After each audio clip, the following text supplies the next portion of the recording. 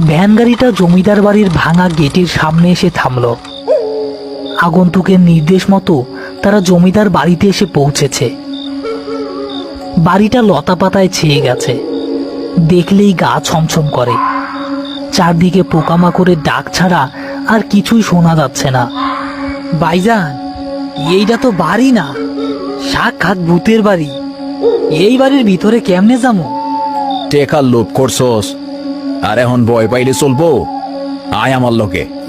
তারা দুজন টর্চের আলোয় বাড়ির ভেতরে প্রবেশ করলো। ঘরের ভেতর সবকিছু ভাঙাচোরা, মাকড়সার জালে ভরা। ভেতরে সবচেয়ে বড় ঘরটায় তারা প্রবেশ করলো। ঘরের মাঝখানে একটা লাশ সাদা কাপড়ে ঢাকা। শাহাবুদ্দিন একটু এগিয়ে সাবধানে লাশটার কাছে গেল এবং কাপড়ের একাংশ সরাতেই টর্চের আলো যা দেখা গেল, তাতে তার মতো অভিজ্ঞ লোকেরও বুকের রক্ত হিম হয়ে গেল। ইয়া আল্লাহ, এটা কি?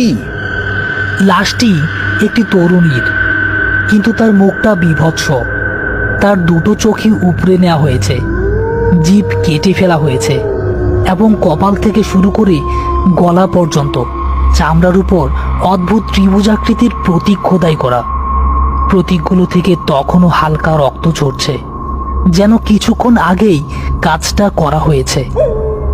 ভাইজান, ভাইজান, এটা তো খুন। কেউ তারে বলি দিছে। চলেন ভাইজান, চলেন, আমরা এখান থেকে পালাই। আমরা এই লাশ শুনবো না। এখন আর পালানোর পথ নাই। টেকা নিয়ে আনিছি, কাজ শেষ করতেই হইব। চুপচাপ লাশটা ধর।